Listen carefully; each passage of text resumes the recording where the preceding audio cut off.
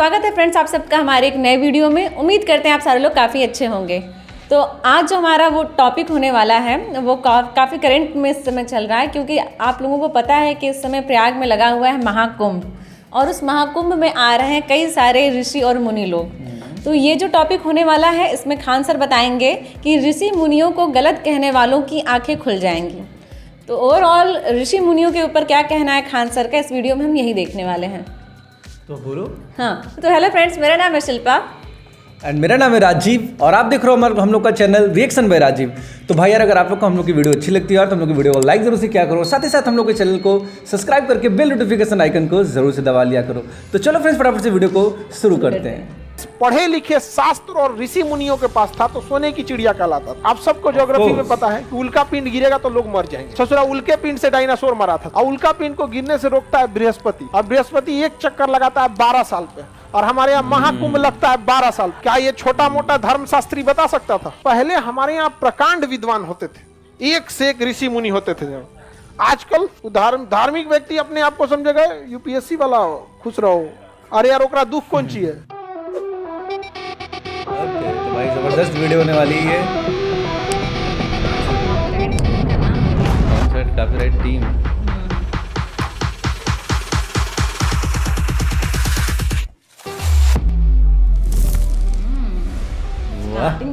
राम जी इधर से ही गए थे, इसलिए इसे राम सेतु कहते हैं। क्या कहते हैं?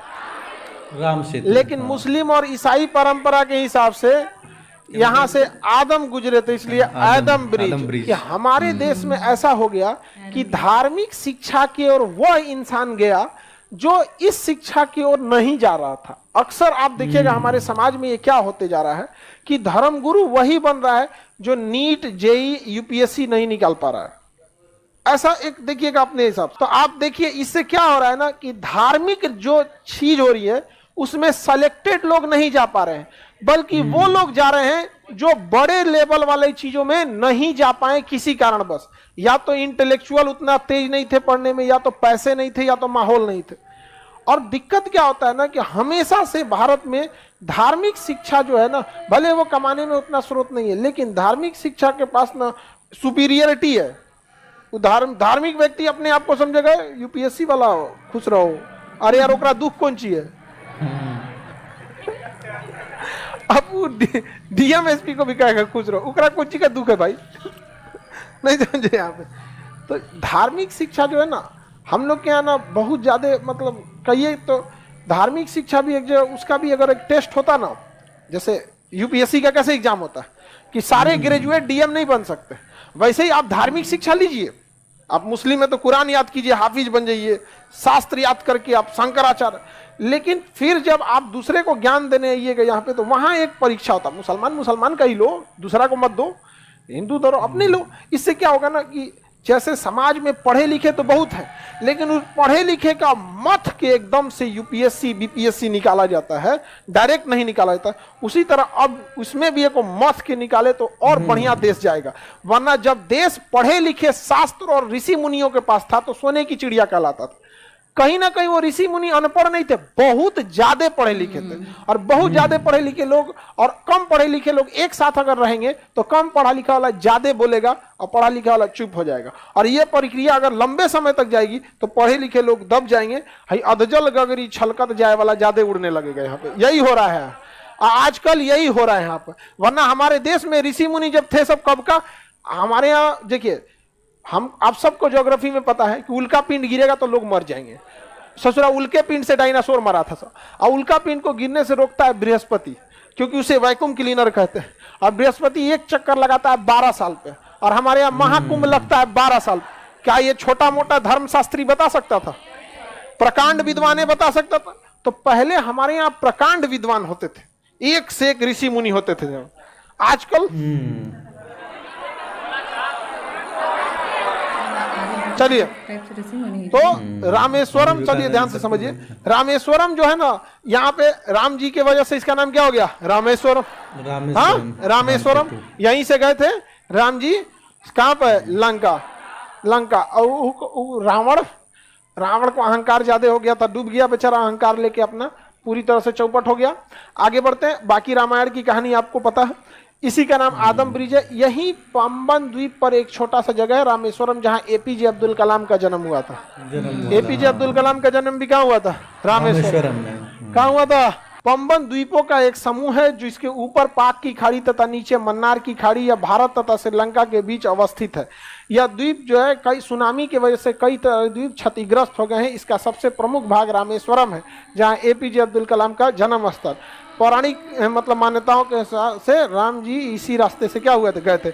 यह इसके जैव विविधता की दृष्टि से बहुत ही संवेदनशील है। यहाँ का पानी उथला हुआ है, जिस कारण यहाँ से समुद्री जहाजें नहीं जा पाती हैं। सरकार की योजना है कि यहाँ से इसे गहरा करके समुद्री जहाजों को ले जाने के लिए रास्ता बनाया जाए, किंतु यहाँ दो अड़चन आ रही है। धार्मिक मान्यता के हिसाब से यह राम जी का सेतु था, अतः इस पर एक धार्मिक कारण है। दूसरा, एनजीटी नेशनल ग्रीन ट्रिब्यूनल का भी कहना है कि यहाँ पर डॉल्फिन, वेल तथा बहुत सारे जीव उथले पानी में रहने वालों का निवास स्थल है। अगर यहाँ से रास्ता बना देंगे तो उन लोगों का निवास स्थल भी क्या हो गया, बाधित हो जाएगा। अतः यह बहुत ही हॉट स्पॉट बना हुआ है, संवेदनशील जगह। यूपीएससी, बीपीएससी एवं सभी राज्यों की सिविल सेवाओं की सबसे बड़ी बात यह है कि अगर उस ब्रिज को धार्मिक तो कहीं ना कहीं है ही एक विषय, और दूसरी बात है कि जो वहाँ के एनिमल्स जो लोग वहाँ रह रहे हैं, मैमल्स जो रह रहे हैं, वेल मछली बता रहे थे, बड़े बड़े जो जीव रह रहे हैं, तो भाई उनके लिए भी कहीं ना कहीं उनके लाइफ साइकिल के लिए बहुत ही बेकार है। तो अच्छा है ओवरऑल। खान सर, जो मेन चीज़ हम लोग का इस वीडियो में था देखने का, वो ऋषि मुनियों को लेकर था। तो इस बात से तो हम लोग बिल्कुल एग्री करते हैं यार कि वाकई में पहले के ज़माने के जो ऋषि मुनि थे, सिर्फ और सिर्फ अपने शास्त्रों में इन सब चीज़ों में तो कहीं ना कहीं वो बिल्कुल महान थे ही थे, लेकिन उसके अलावा जो बाकी और भी फील्ड है, जैसे साइंस का फील्ड है या मैथमेटिक्स का या फिजिक्स का, कोई भी इस तरीके का फील्ड है, उसमें भी वो लोग काफ़ी ज़्यादा कहीं ना कहीं जानकारी रखते थे। तो ओवरऑल कहने का मतलब था कि वो हर चीज़ में कहीं ना कहीं बहुत आगे थे, जिसकी वजह से देश कितना आगे बढ़ा। मतलब हर चीज़ का उनके पास नॉलेज था, सिर्फ और सिर्फ शास्त्रों का ही नहीं, हर चीज़ का। हालांकि शास्त्र का नॉलेज रखना अपने आप में ही एक बहुत बड़ी स्टडी और बहुत बड़ी चीज़ है।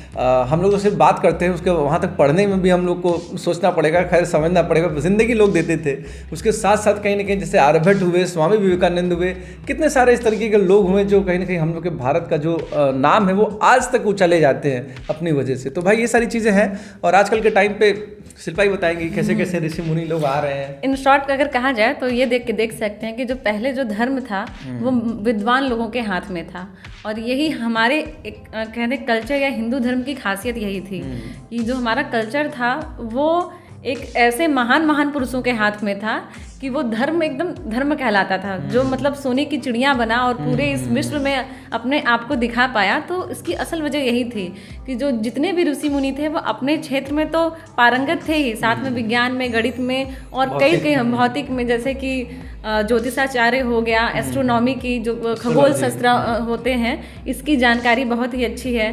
अगर हम लोग पढ़ाई भी करते हैं तो उसमें भी हम लोग को देखने को मिलता है कि अरे यार ये सब जो चीज़ें हैं, जो हमारा धर्म है और जो हमारी पीछे की पढ़ाई लिखाई है, सब आपस में जुड़ी हुई है। जैसे भी खान सर इसी वीडियो में बताए थे कि बृहस्पति चक्कर लगाता है सन का कितने साल में, 14 वर्ष में, 12 साल में। हाँ, तो 12 साल में महाकुंभ लगाया जाता है। कौन उस टाइम गणना किया होगा भाई, सोचो, जबकि कोई टेक्नोलॉजी नहीं थी। तो कहने का मतलब ज्ञान एक अलग ही चीज़ होता है, जिसको सच में जो लोग ज्ञानी होते हैं वो लोग कम बोलते भी हैं, और यही है कि अदकल गगरी छलकत जाए, जैसे खान सर बोले थे। तो इसी बात से हम लोग विराम देंगे और देखा जाएगा फिर से खान सर का इसी तरीके से फिर से कोई नया वीडियो। आप लोगों को कैसा लगा ये वीडियो यार, कमेंट करके जरूर बताना। एंड हम लोग मिलेंगे फिर से किसी नए वीडियो में, तब तक के लिए जय हिंद, जय भारत, वंदे मातरम।